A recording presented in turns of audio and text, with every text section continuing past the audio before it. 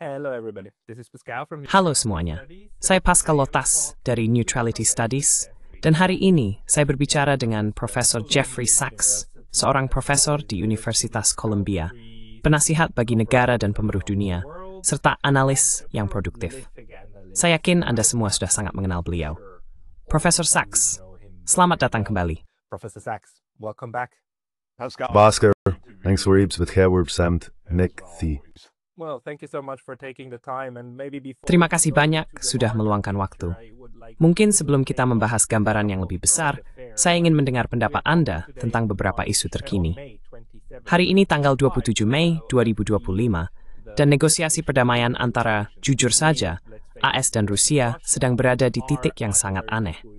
Baru kemarin, Presiden Trump bahkan mengatakan bahwa dia tidak mengerti Vladimir Putin.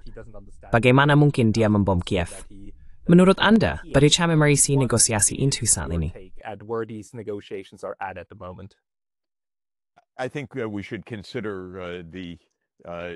Saya pikir kita harus mempertimbangkan empat pihak dalam. Tentu saja ada pihak Rusia, ada Amerika Serikat, Eropa, ada Eropa secara umum, baik Uni Eropa maupun Inggris, dan tentu saja ada Ukraina. Jadi di mana posisi keempat pihak ini? Rusia menyatakan dengan sangat jelas inilah syarat untuk mengakhiri perang ini. 3 komponen, netralitas Ukraina, pengaturan keamanan yang memuaskan, yang tidak menempatkan Rusia kembali pada posisi yang dirugikan oleh kehadiran militer Barat di perbatasan Rusia, dan konsesi wilayah oleh Ukraina. Ukraina yang dalam hal ini bukan berarti rakyat Ukraina, melainkan pemerintah darurat militer yang dipimpin oleh Zelensky, menolak semua itu.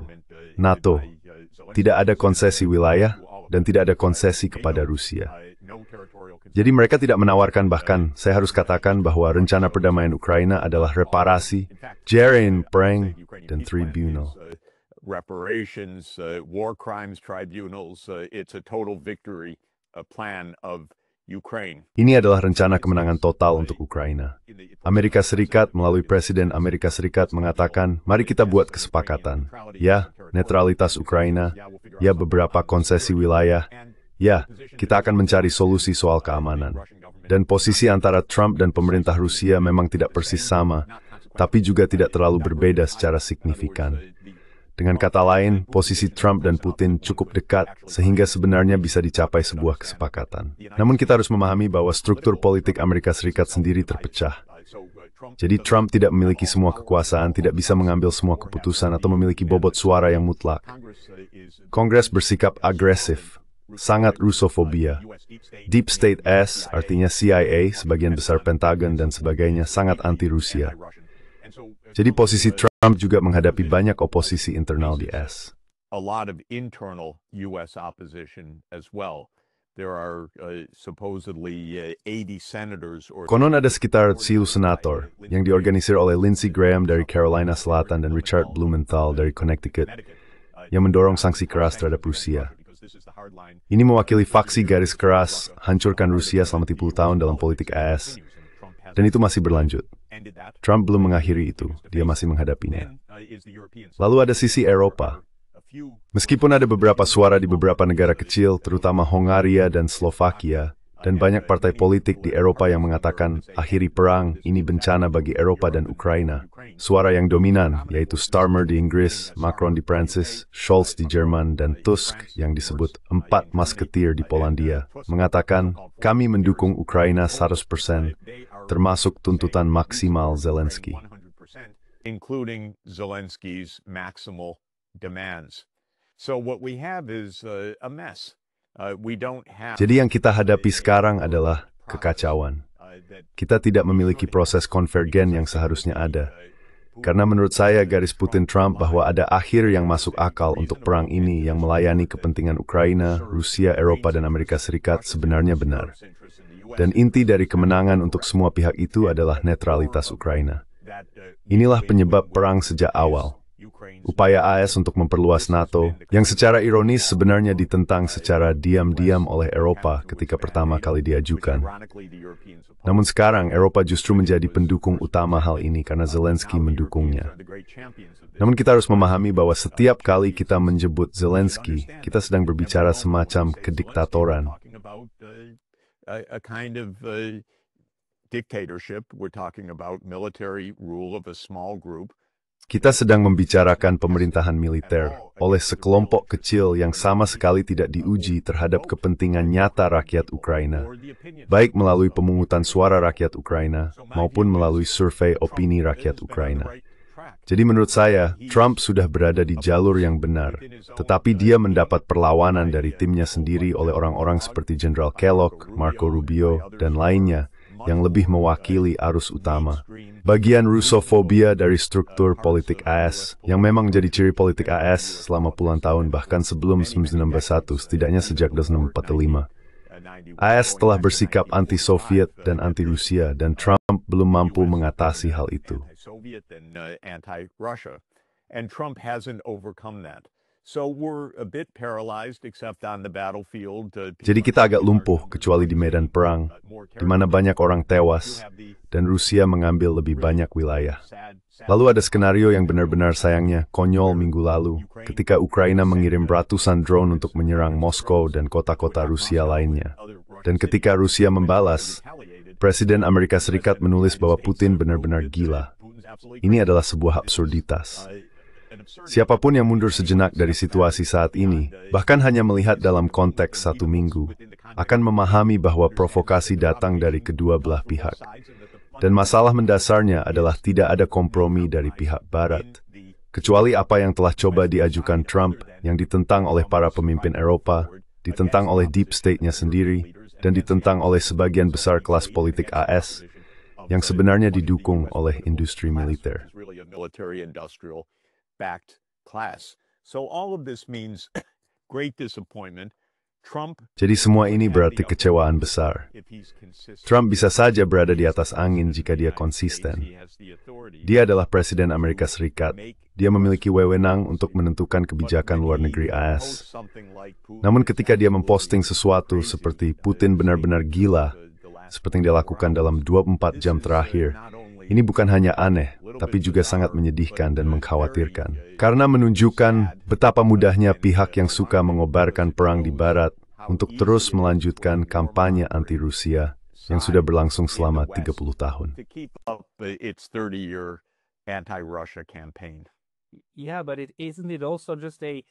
Ya, tapi bukankah ini juga contoh yang sangat jelas tentang betapa sulitnya dua negara untuk berdamai? Karena bahkan ketika ada momen di mana para pendukung perdamaian utama, dan mari kita akui, Trump dan Putin adalah pendukung perdamaian. Bahkan ketika mereka ingin bekerja sama, mereka menghadapi oposisi mereka sendiri. Dan Trump mungkin harus menyesuaikan diri, setidaknya dalam pidatonya, dengan orang-orang yang sekarang menuduhnya terlalu lunak terhadap Rusia. Di sisi lain, di Rusia, bahkan hanya satu perwira nakal yang menerbangkan drone ke gedung infrastruktur sipil Ukraina sudah cukup memberi amunisi bagi para pendukung garis keras untuk berkata, kita harus meningkatkan eskalasi. Kita harus meningkatkan eskalasi.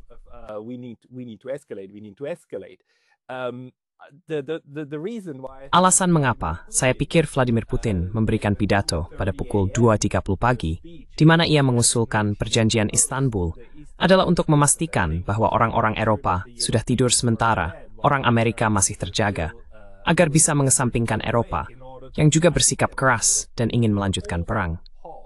Apakah Anda melihat kemungkinan di mana faksi-faksi ini masih bisa menghasilkan setidaknya sebuah proses yang bermanfaat? Bukan perjanjian damai, tapi setidaknya proses yang mengarah pada lebih banyak rekonsiliasi.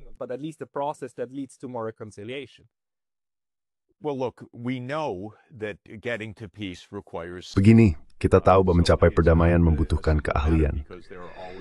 Jadi ini bukan perkara sederhana karena selalu ada pihak yang menentang perdamaian. Jika tidak ada, Yesus tidak perlu berkata, berbahagialah para pembawa damai. Itu akan menjadi hal yang jelas. Namun kenyataannya para pembawa damai menghadapi perlawanan besar. Bahkan atau lebih tepatnya John F. Kennedy pernah mengatakan bahwa jauh lebih mudah menjadi pengobar perang dalam politik daripada menjadi utusan perdamaian. Kennedy berulang kali menghadapi persoalan ini. Situasi yang Anda gambarkan, di mana dua pemimpin ingin berdamai, tetapi politik di sekeliling mereka lebih condong ke arah perang, sudah sangat dikenal. Namun para pemimpin memang memiliki tugas untuk menciptakan perdamaian. Itulah tugas mereka. Dengan kata lain, Dengan kata lain, Trump harus Tillemel ini. Trump has to prevail in this. That's his job. It's easy to say, well, Itu memang tugasnya. Mudah saja untuk berkata, ya, saya mendapat tekanan dari Lindsey Graham, dan saya mendapat tekanan dari semua neokonservatif ini, dan saya mendapat tekanan dari kompleks industri militer. Tapi tugasnya sebenarnya adalah menciptakan perdamaian. Bagi saya, mungkin salah satu analogi sejarah yang patut dipertimbangkan adalah krisis rudal Kuba, ketika Kennedy dan Khrushchev ingin menghindari perang nuklir, bahkan kiamat nuklir. Tetapi para penasihat mereka di kedua belah pihak sangat agresif. Hampir semua penasihat Kennedy pada hari-hari awal krisis rudal Kuba berkata, serang saja Rusia, bom pangkalan militer di Kuba, invasi Kuba. Hampir tidak ada suara yang mendukung perdamaian. Jadi Kennedy memainkan permainan dua tingkat. Satu dengan pemerintahannya sendiri, dan satu lagi dengan Khrushchev. He was extraordinarily skilled, dia sangat terampil, dan dia berhasil membuat kesepakatan dengan pihak Soviet, dan dunia terselamatkan sebagai hasil dari itu. Poin yang ingin saya sampaikan adalah bahwa Trump sebenarnya bisa menang, atau menggunakan kata-kata Trump, dia memegang kendali. Dia tidak bisa dikalahkan oleh Lindsey Graham, atau Richard Blumenthal, atau Starmer, atau Macron. Jika Trump konsisten, dia bisa berdamai dengan Putin, yang justru menguntungkan Ukraina. Saya hanya ingin mengatakan, ketika saya mengungkapkan hal-hal ini, orang-orang langsung bereaksi, pembela Putin dan sebagainya. Ini sangat tidak masuk akal. Pada tahap ini, di akhir Mei 2025, Ukraina telah hancur akibat perang ini. Sejak awal saya sudah mengatakan bahwa Ukraina akan hancur karena perang ini. Bahwa ratusan ribu atau lebih dari 1 juta orang akan tewas atau terluka parah. Bahwa infrastruktur dan ekonominya akan hancur. Dan untuk apa?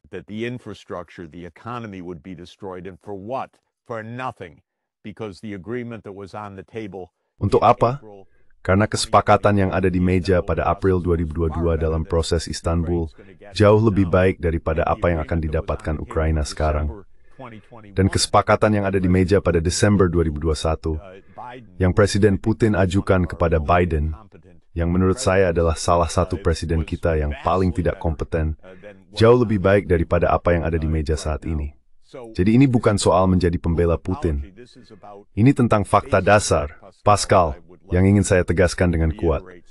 Mereka yang mengaku sebagai teman Ukraina itu bodoh atau sinis, karena mereka sedang menghancurkan Ukraina. Mereka sedang menuntun Ukraina menuju kematiannya. Dan saya maksudkan itu secara fisik, dalam hal nyawa yang hilang, juga dalam hal politik. Teman-teman Ukraina ini, yang menyuruh Ukraina terus berperang, dan kami akan memberi kalian senjata dan sebagainya.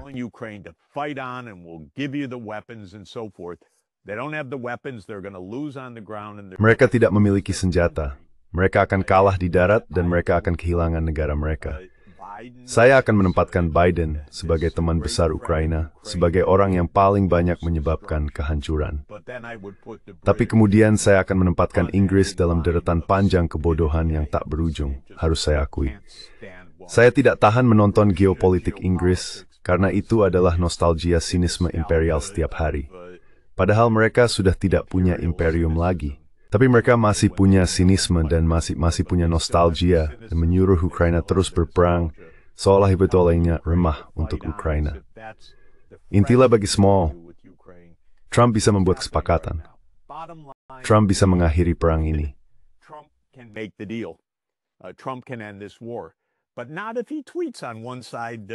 Tapi tidak jika dia menulis di Twitter bahwa Putin benar-benar gila. Dia seharusnya menjelaskan kepada rakyat Amerika bahwa, lihat, ada begitu banyak rusofobia dan sikap bermusuhan, sehingga bahkan saya, Donald Trump, sedang berusaha menghentikan perang. Ada para penghasut perang di mana-mana. Itulah yang perlu dijelaskan Trump. Itulah yang dijelaskan John Kennedy kepada rakyat Amerika dalam pidato perdamaiannya yang terkenal pada Juni 1963, bahwa sikap kita sendirilah yang menghalangi perdamaian dengan Uni Soviet. Dan inilah yang perlu dijelaskan Trump kepada rakyat Amerika. Dan dia perlu mengatakan kepada orang-orang Eropa, berhenti menggonggong. Cukup sudah. Hentikan hasutan perang. Kalian sedang membunuh Ukraina. Jadi berhentilah. Inilah yang perlu dia katakan.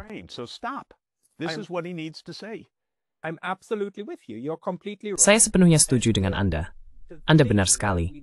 Namun, hal yang sekarang perlu kita bahas adalah mengapa hal ini sangat sulit. Karena di satu sisi, kita punya Donald Trump yang mengatakan, dia benar-benar mengatakan, saya ingin menghentikan perang. Kita harus menghentikan perang. Kita harus menghentikan pertumpahan darah. Dia benar-benar mengatakannya. Di sisi lain, dia juga mengatakan hal-hal lain. Tapi media memilih apa yang ingin mereka tampilkan, dan apa yang tidak, bukan? Dan Anda tahu, dengan orang Eropa, situasinya bahkan lebih buruk daripada dengan orang Inggris. Saya menonton semua acara TV Jerman ini, dan orang Jerman sampai hari ini berpikir bahwa membuat perjanjian damai dengan Rusia, dengan syarat Rusia sama saja dengan memberikan keuntungan kepada mereka, sama saja dengan memberikan sesuatu kepada mereka. Bukan berarti Eropa tidak mampu memaksakan, tapi orang Eropa masih memandang diri mereka sebagai penentu apa yang bisa diberikan, apa yang benar, dan apa yang salah. Mereka memandang Rusia seperti anak kecil yang nakal, dan diri mereka sendiri sebagai orang dewasa.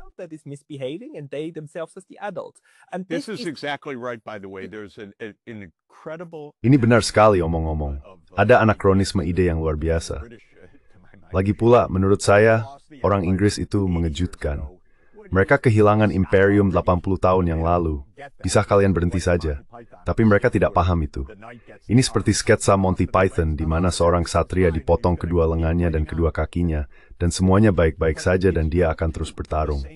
Tapi Eropa juga sama saja. Dan menurut saya, Pascal, sejujurnya, jika kamu mencoba memahami betapa anehnya situasi saat ini, ketika ada jalan keluar menuju perdamaian yang benar-benar bisa berhasil dan orang Eropa tidak mau mengambilnya.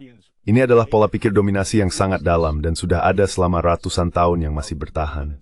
Karena pada dasarnya masalah utamanya adalah arogansi. Arogansi Amerika dan arogansi Eropa. American arrogance and European arrogance. Tapi ini juga soal indoktrinasi. Mereka akhirnya mempercayai kebohongan mereka sendiri. Mereka percaya bahwa mereka masih memiliki dominasi eskalasi, padahal sebenarnya tidak. Mereka percaya pada narasi media. Dan ini menghubungkan saya ke pertanyaan berikutnya, yaitu pergeseran narasi. Di Israel, saya pikir kita sedang melihat semacam pergeseran narasi sekarang. Di Ukraina, kita belum melihatnya. Dan indoktrinasi ini situat sehingga membuat orang-orang Jeff kansuran. Bisa kenapa? Can you speak to that? Well, I think that what is true both in the Middle Menurut saya, baik di Timur Tengah maupun dalam perang di Ukraina, ada arus yang sangat dalam dan sulit untuk digerakkan atau diubah. Jadi baik di Timur Tengah maupun di Ukraina, kita sedang menyaksikan proses yang memiliki akar mendalam selama puluhan tahun, bahkan sebenarnya berabad-abad. Dalam kasus Timur Tengah, ini adalah perang kaum Zionis terhadap Palestina yang sudah terjadi sebelum berdirinya negara Israel. Pada dasarnya ini adalah perang 100 tahun, dan hal itu tidak benar-benar berubah secara drastis. Bahkan ketika kita menyaksikan genosida hari demi hari di TikTok, yang merupakan kenyataan mengerikan di zaman kita. Arus yang dalam ini tetap tidak berubah karena, bahkan sampai hari ini, rezim pembunuh di Israel masih mendapat dukungan dari AS dan Eropa. Mereka bahkan tidak sanggup mengatakan bahwa ini salah.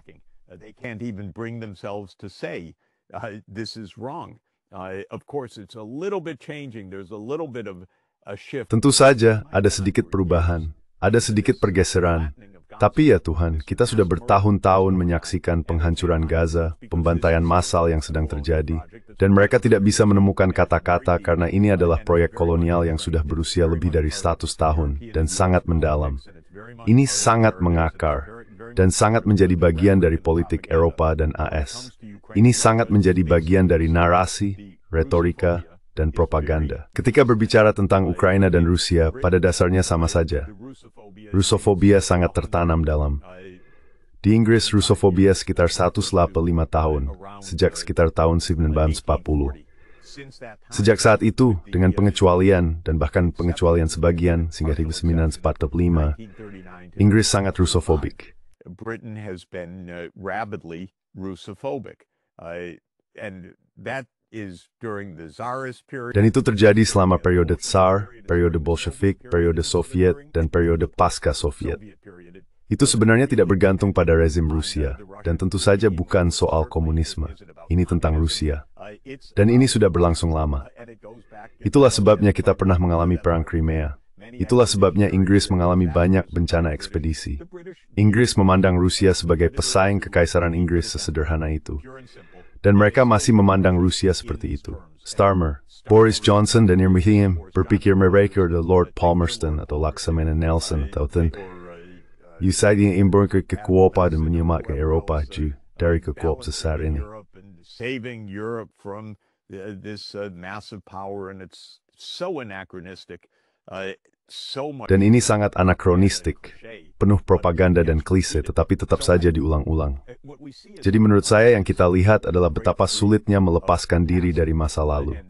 Dan masa lalu ini sangat mengakar kuat. Kita hidup sebagai tahanan masa lalu. Presiden bisa mengubah keadaan, mereka punya wewenang untuk mengubah keadaan, tetapi mereka membutuhkan banyak ketahanan, keterampilan, dan perhatian. Dan menurut saya, itulah yang benar-benar kurang saat ini. Trump kewalahan oleh berbagai peristiwa. Ia tidak populer secara politik di dalam negeri. Ia memulai perang dagang dengan hampir seluruh dunia. Ia menghadapi krisis di Timur Tengah, krisis di Ukraina, krisis dengan Tiongkok. Ia juga menghadapi defisit anggaran besar di dalam negeri. Ia sedang mencoba mengesahkan sebuah undang-undang yang sebenarnya cukup buruk.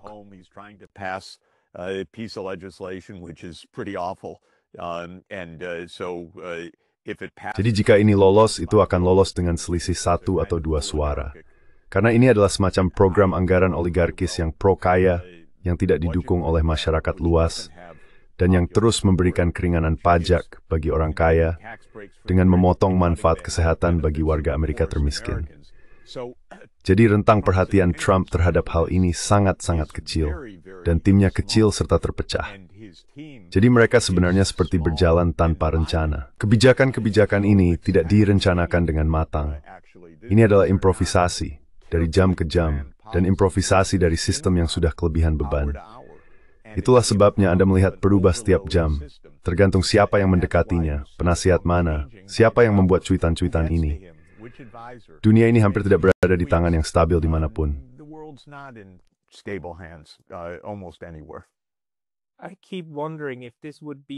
Saya terus bertanya-tanya, apakah ini akan menjadi momen bagi Tiongkok untuk ikut campur dan berkata, mungkin kami bisa membantu memecahkan kebuntuan. Karena saat ini, tampaknya di semua lini, juga dalam hal negosiasi dengan Iran, negosiasi Ukraina, apa yang terjadi di Yaman, Amerika Serikat terjebak di setiap lini.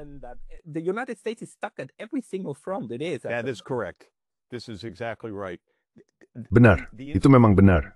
Inilah yang tepat. Lembaga yang bertanggung jawab atas hal ini, yang sebenarnya bisa melakukannya, adalah Dewan Keamanan PBB. Kedengarannya aneh, tapi ini bukan kasus di mana AS dan Rusia saling bermusuhan. Justru sebaliknya, mereka sedang berusaha menyelesaikan masalah ini. Dan Tiongkok adalah salah satu dari 5 anggota tetap, dan Tiongkok juga ingin masalah ini selesai. Tiongkok tidak akan bertindak sendiri. Itu bukan gaya, kapasitas, atau kepentingannya. Jadi Tiongkok tidak akan bertindak sendiri dalam hal ini. Tapi Dewan Keamanan PBB adalah tempat yang tepat. Hanya saja selama bertahun-tahun Dewan ini telah begitu melemah dan kehilangan fungsinya, sehingga mereka bahkan tidak punya gagasan bahwa mereka punya tanggung jawab untuk duduk bersama dan benar-benar mencoba mencari solusi. Jadi pola pikir itu yang hilang. Saya sudah berulang kali menyarankan, bahas isu-isu ini di Dewan Keamanan, selesai Spruden. Take up these issues in the Security Council, solve them.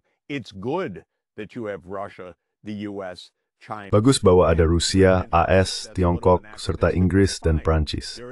Memang agak aneh secara sejarah, tapi tidak apa-apa. Mereka ada di ruangan yang sama. Sekarang, selesaikan masalah ini. Saya pernah bilang seharusnya seperti konklav Romawi, yang baru saja kita saksikan. Masukkan mereka ke ruang Dewan Keamanan, kunci pintunya, dan katakan bahwa ketika kita melihat asap putih keluar dari lantai 38, kita tahu bahwa perdamaian telah tercapai. Dengan kata lain, ini adalah tugas rumah kalian untuk benar-benar menyelesaikan masalah ini. Dan kalian tidak boleh pulang akhir pekan sebelum benar-benar menyelesaikannya. Jadi inilah yang kurang. Sekali lagi, saya ingin menekankan bahwa jika Trump punya rentang perhatian yang cukup, dia punya kekuatan untuk mengakhiri perang Ukraina dan konflik di Timur Tengah.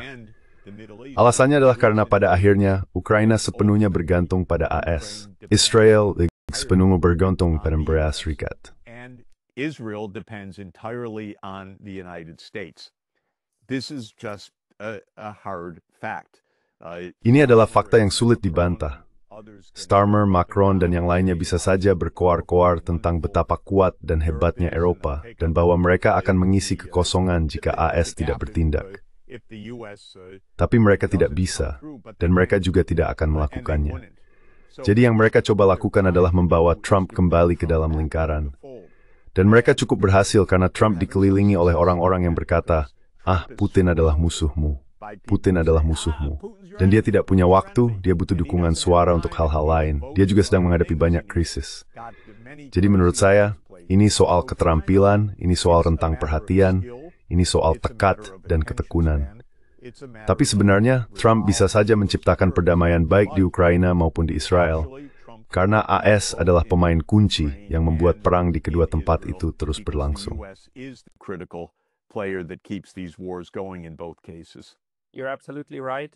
Anda benar sekali. Dan kita sudah mendekati akhir, jadi kita harus segera mengakhiri. Tapi satu hal terakhir, dan Anda bisa menjawab dengan sangat singkat. Anda, Profesor Jeffrey Sachs, apa yang Anda baca setiap hari untuk tetap mengikuti perkembangan? Media berita apa yang Anda rekomendasikan? 1 atau 2 saja.